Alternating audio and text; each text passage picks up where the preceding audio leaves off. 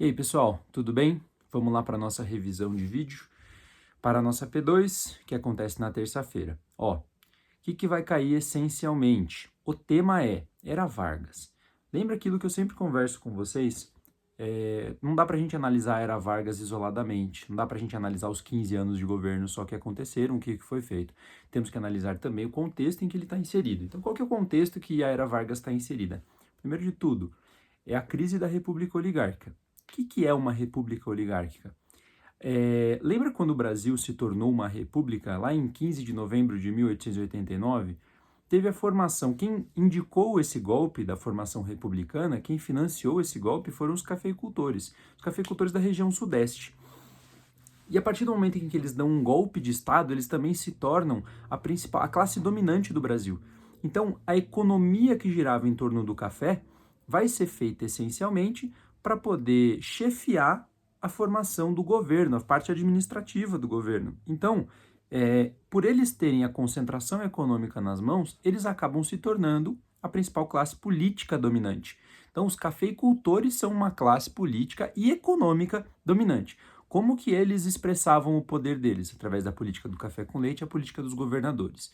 Lembra, essas duas políticas deixavam o resto do Brasil e todos os outros estados muito insatisfeitos, incomodados. Por quê? Você não tinha participação política geral, porque a maior parte dos eleitores estava concentrada no Sudeste. E era essa galera que estava sendo colocada para votar em quem os cafeicultores queriam. Então eles eram obrigados, teoricamente. A gente sabe como funcionou a política do café com leite, a política dos governadores, aquela política de opressão que era feita, voto de cabresto, enfim.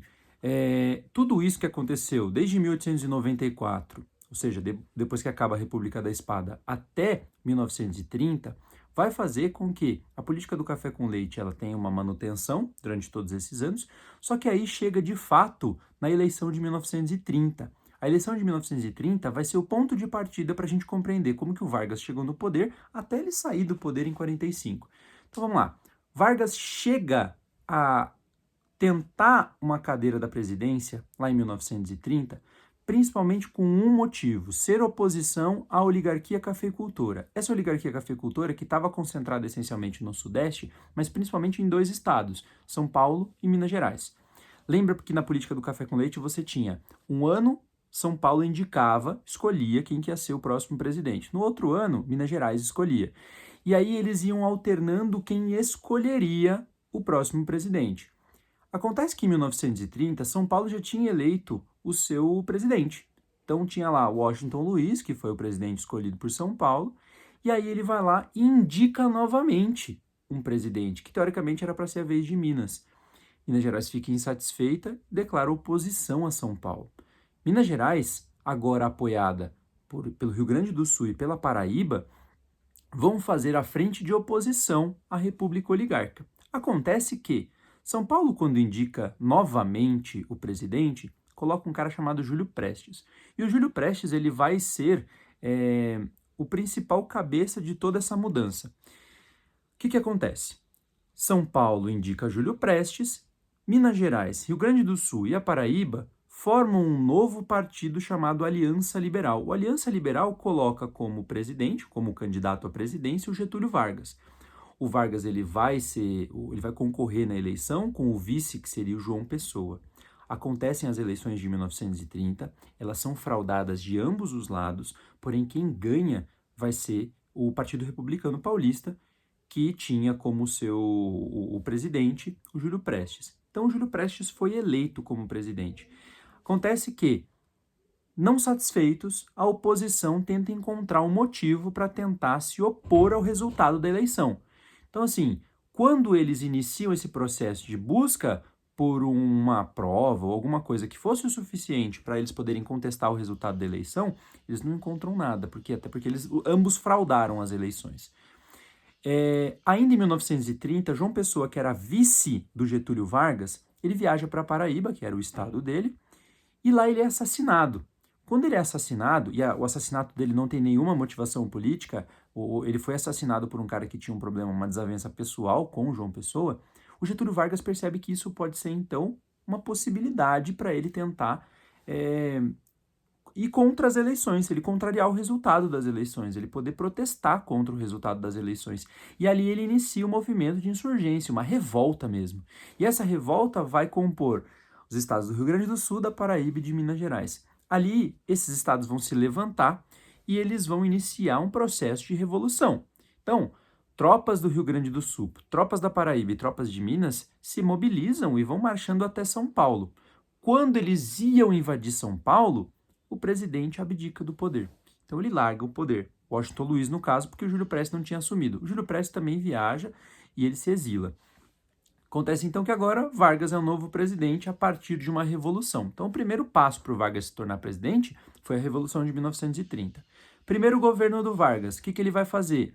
Ele vai primeiro anular a Constituição, até porque a gente está falando de um novo governo que entrou ao poder por meio de uma revolução, significa que não tem os mesmos pensamentos, não tem as mesmas crenças, aquela ideia de formar um sistema político não está na cabeça do Vargas da mesma maneira que estava na cabeça da República Oligarca, então ele anula a Constituição, que é para também tirar toda e qualquer possibilidade de retorno à República Oligarca, e ele também acaba com o federalismo.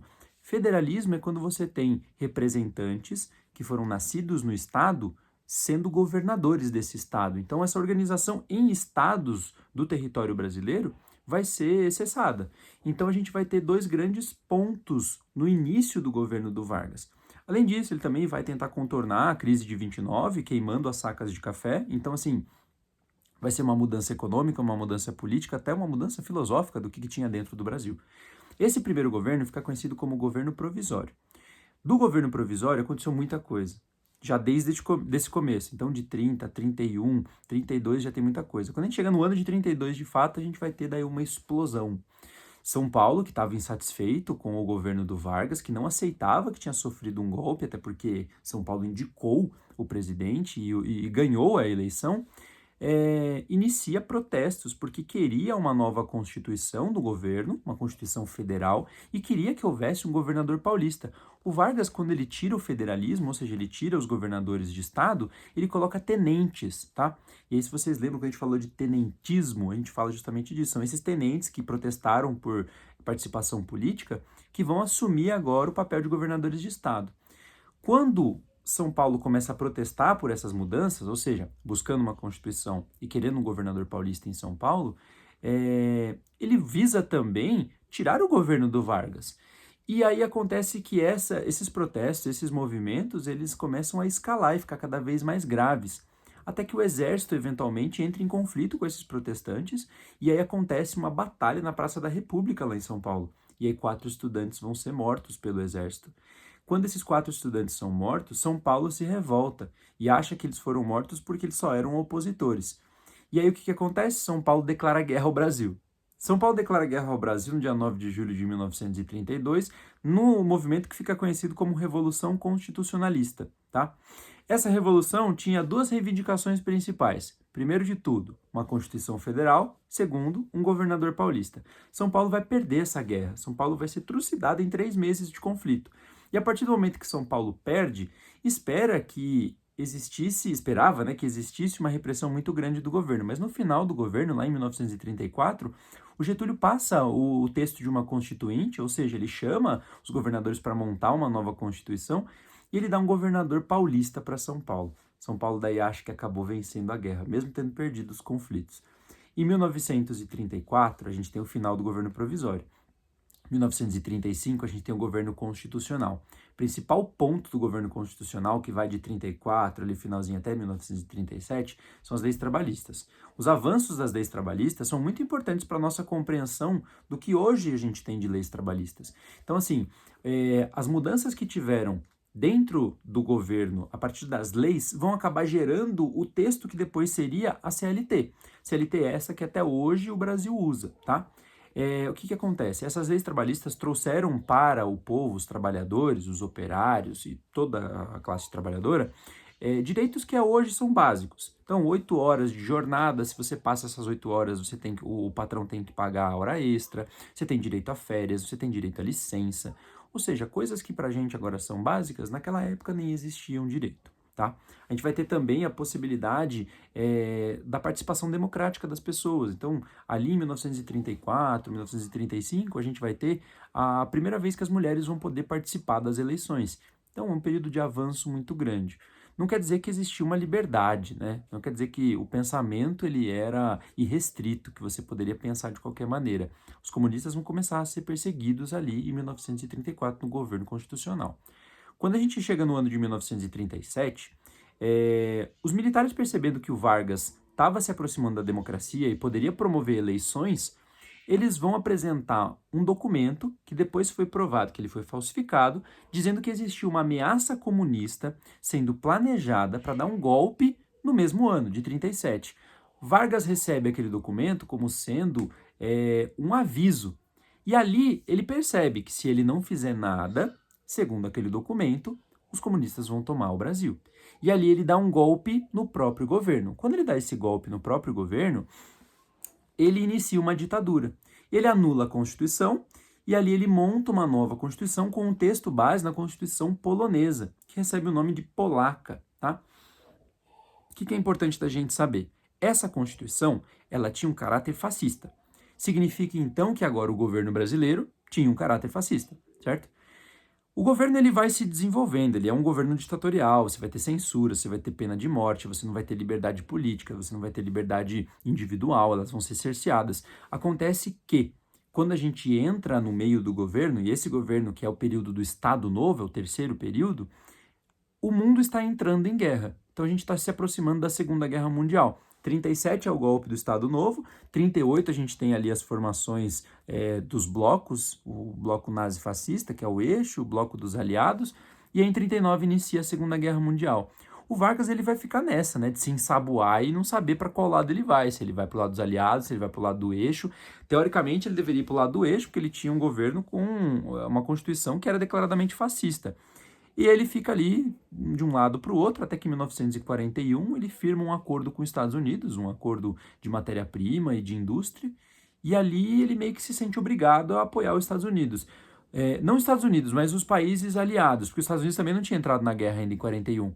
E aí, em 1941, o Japão ataca os Estados Unidos. O Brasil, para manter as relações comerciais, declara apoio aos aliados, mas vai ser só em 1943 que ele vai enviar tropas para a Europa, bem no finalzinho da guerra. Então, quando ele percebeu que quando ele poderia enviar tropas, que as tropas não iam ser mortas, que ele não ia ter muitas baixas, e ele ia ter uma participação ativa na guerra, aí é que ele lança esses soldados para lá. Quando a gente vê a aproximação do final da guerra, o Vargas ainda numa ditadura fascista, ele segurava um pouco essa pressão que ele recebia dos opositores, dizendo: não tem como eu largar o governo agora e promover eleições democráticas se a gente ainda está em guerra. O Brasil era um país em guerra. O Brasil tinha declarado guerra aos países do eixo. O Brasil teve até uma mudança muito grande interna, tá? Quem era imigrante italiano, imigrante japonês, imigrante alemão, não tinha tanta liberdade quanto um brasileiro, tá? Inclusive tem até a história dos times, por exemplo, o Palmeiras, que vai ter que mudar o seu nome, que era Palestra Itália, vai ter que mudar o nome para a Sociedade Esportiva Palmeiras, porque remetia ao nome italiano. Então, assim, a gente vai ter uma mudança muito grande dentro da sociedade. Quando a gente chega no ano de 45, Vargas é cobrado sobre essa redemocratização, até porque a guerra já acabou em 45, e aí passa a redemocratização. A gente vai ter eleições diretas, democráticas, com participação feminina, e o Vargas perde. E aí quem ganha é o Eurico Gaspar Dutra. Assim coloca fim ao período da Era Vargas. Importante vocês saberem, primeiro período da Era Vargas, governo provisório 1930 a 1934, governo constitucional de 1934 ali até 1937, Estado Novo de 37 a 45. Fechou? Pessoal, é isso que eu quero que vocês saibam na prova. Eu quero que vocês compreendam que a nossa prova vai ter cobrança Era Vargas, Revolução de 30. Uma prova tranquila de ser feita, vocês têm todos os resumos, a gente fez revisão e agora tem a revisão de vídeo. Qualquer dúvida que vocês tiverem, até terça-feira, fiquem à vontade para tirar comigo, estou à disposição, gente. Bons estudos, até mais!